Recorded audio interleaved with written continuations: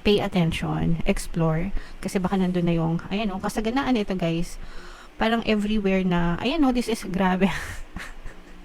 Sobrang swerte kayo sa pera mga kapiks, hindi ko alam kung nararamdaman nyo, pero kasing-kasing yan guys, so sobrang swerte kayo sa pera, puro bilog mga kapiksi, parang ang nararamdaman ko dito guys is, anywhere you go, kahit saan kayo pumunta, sinusundan kayo ng pera, okay? Sinusundan ka ng swerte sa pera, mga kapiksi, kahit magnegosyo ka pa, kahit magtrabaho ka pa, kahit mag-invest ka pa.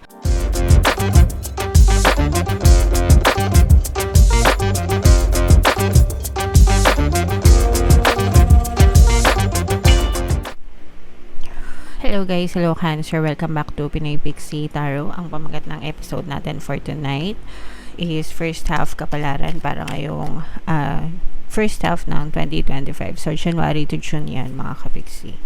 Para sa Cancer, Sun, Moon, Rising, Sign, and Venus.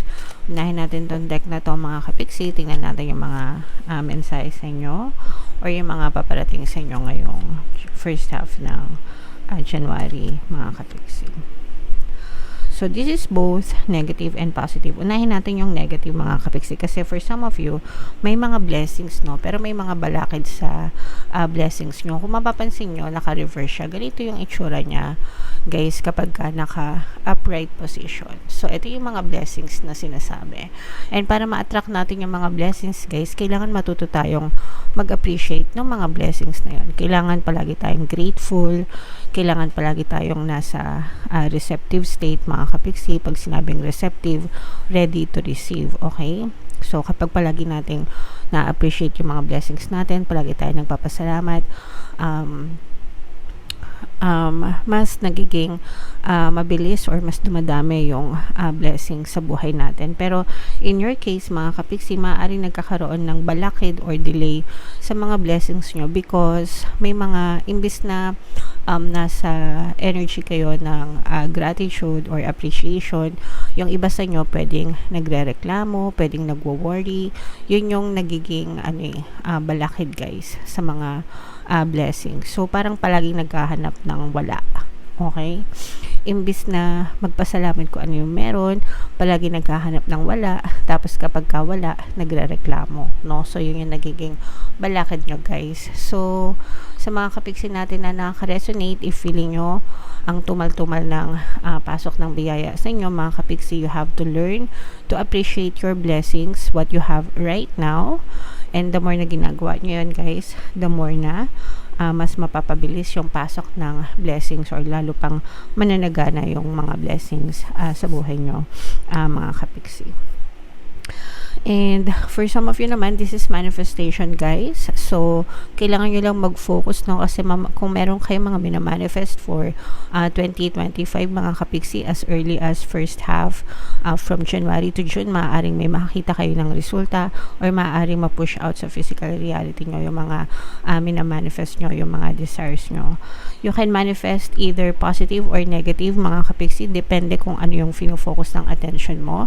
Kaya make sure na palagi nakafocus sa positivity, nakafocus sa iyong desires, sa iyong mga wants, sa iyong mga dreams, no? Para yun din yung ma-push out sa inyong physical reality, mga kapiksi. Alright? Okay, so comment down below if feeling nyo naka-resonate kayo dyan. Ito guys, i-mind nyo to. Excuse me. Mind nyo to. Mind, manifestation. Ito mga blessings na to, i-mind nyo na rin mga kapiksi, no? And again, be grateful for the blessings guys. Tingnan natin yung ganap sa inyo ngayong first half. Shuffle natin to mga kapiksi. Habang sinashuffle ko to, panoorin nyo muna yung video natin regarding sa ating paano mag-manifest ng abundance video course. Kapiksi, sawa ka na ba sa mga struggles at hirap sa buhay mo? Masipag ka ba at masikap sa buhay ngunit hindi ka pa rin umaasenso? Ilang beses ka na bang nag-attempt mag-negosyo at mag-invest pero palagi ka pa rin nalulugi? Sa pagkakataon na ito ay maaaring may subconscious beliefs ka na nagiging balakid sa iyong pag-unlad at pagyaman. Introducing, paano mag-manifest ng abundance video course. Dito ay matututunan mo ma-overcome ang mga balakid mo para tuluyan ka ng umunlad, umasenso, sumagana, maging matagumpay, successful at maswerte sa iyong kabuhayan, pera, trabaho, negosyo sa lapi at kaperahan ng bonggang-bongga. Dali, mag-send na ng email sa pinoypixie@gmail.com at simulan na ang iyong pagyaman ngayon. Alright, so sa lahat ng gusto mag-avail ng course guys, yung promo natin ngayong January, New Year's promo mga kapiksi, magbibigay tayo ng 10% discount sa lahat na mag-avail ng course. Kaya mag-avail na kayo guys, sobrang ganda. And meron din tayong bagong course mga kapiksi, paano mawala ang third party at magkaroon ng harmonious na relationship para mawala yung mga kabit ng mga jowa nyo guys. 10% discount din yan until January 31. Kaya mag-avail na kayo mga kapiksi. So, Cancer guys, kayo ay na-represent ng Queen of Cups sa ating spread. This is both negative and positive. Binabasa din natin yung negative mga kapiksi bilang babalasan nyo, no?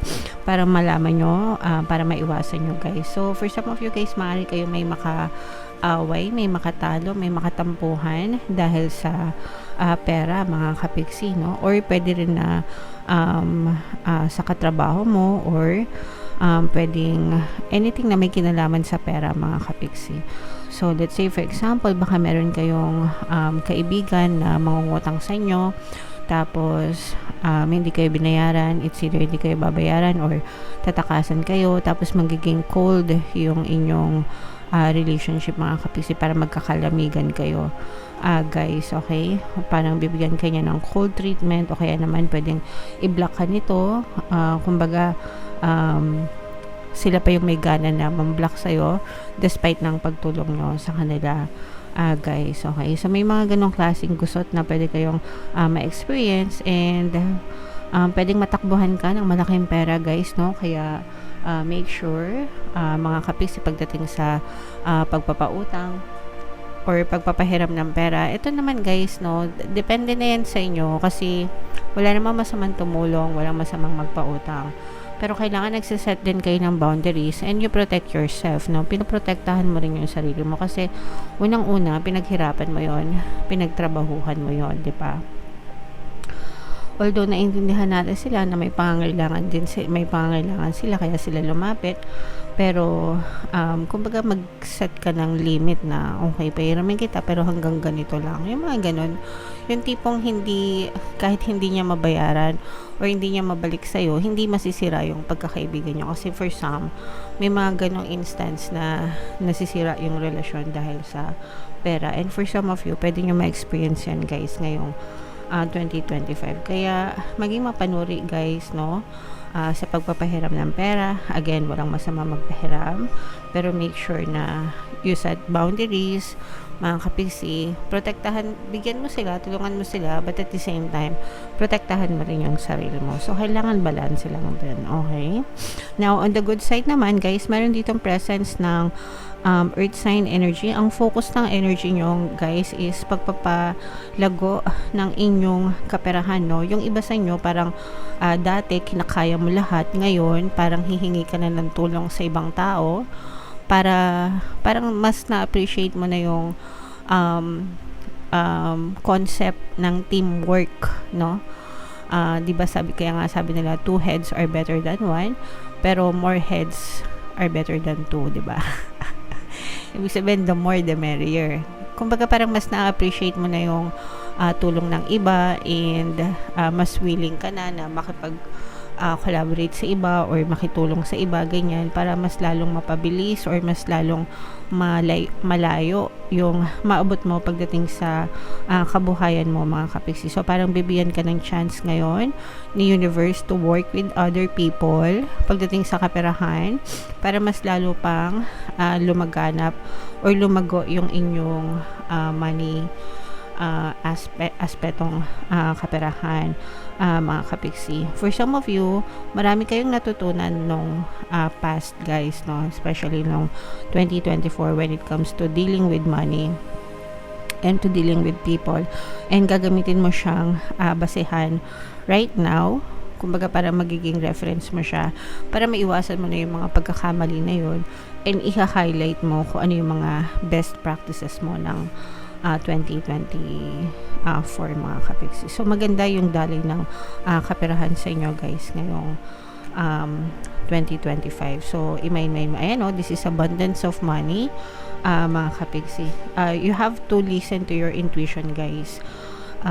Your intuition will guide you at saka parang samantalahin nyo, kasi parang parang the universe is calling you, mga kapiksi. Oy, lingon ka dito, nandito yung opportunity mo, nandito yung kayamanan for you. Parang ganun, no? Parang may sinisignal sa'yo si universe, Cancer.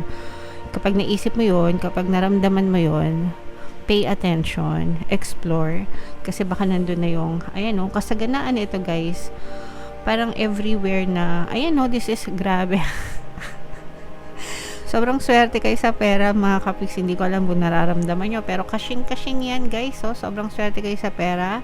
Puro bilog, mga kapiksi. Parang ang nararamdaman ko dito, guys, is anywhere you go, kahit saan kayo pumunta, sinusundan kayo ng pera. Okay? Sinusundan ka ng swerte sa pera, mga kapiksi. Kahit magnegosyo ka pa, kahit magtrabaho ka pa, kahit mag-invest ka pa, puro gains, puro walang talo, puro panalo ka, puro swerte yung may experience mo, guys, when it comes to money. So, lalo pang lalago, lalo pang suswertein ka sa pera, lalo pang magiging maganda. Kung maganda na yung financial status mo ngayon, mga kapiksi, mas lalo pa yung magiging maganda by 2025. Kaya palagi lang kayong mag-affirm, guys. There's nothing that's stopping you. Walang pumipigil sa inyo, or walang makakapigil sa inyo, Cancer, no, pagdating sa kaperahan, kasaganaan, guys, no.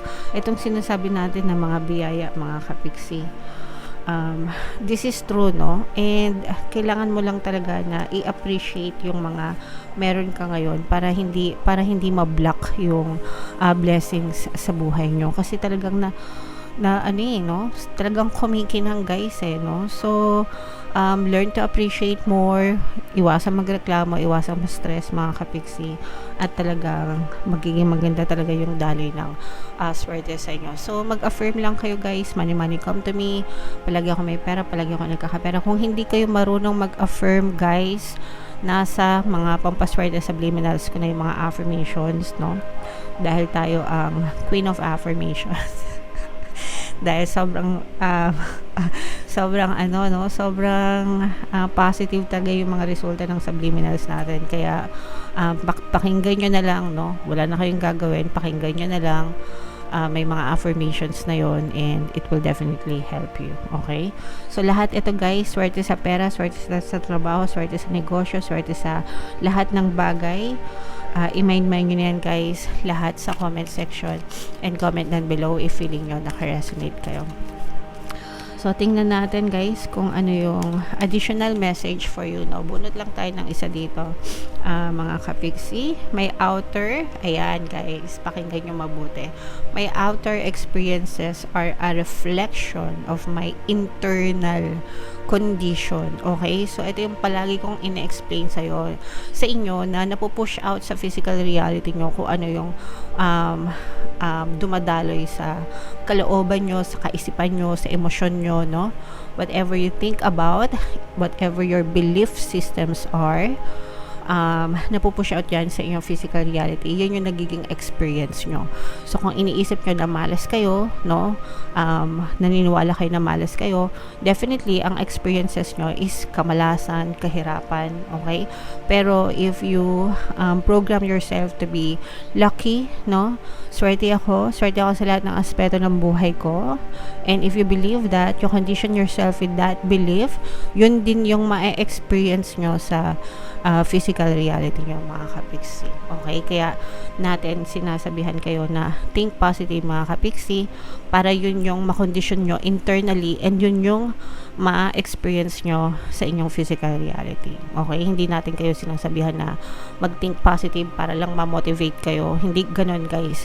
Sinasabihan natin kayo mag-think positive kasi what goes on inside of you will be pushed outside of you. Okay? So, yeah. Grabe, sobrang ganda. Comment down below, guys, if naintindihan nyo, and lahat ito, guys, i-mind nyo na sa comment section. Excited na ako sa pagyaman nyo, Cancer. And for more tarot readings for Cancer, guys, ito yung playlist nyo. Ito naman yung ating success stories ng paano mag-manifest ng abundance video course. Click here to subscribe, guys. Ito yung ating mga pampaswerte subliminals. Thank you for liking, sharing, and subscribing. See you again next time. I love you all. Have a nice day. Bye-bye.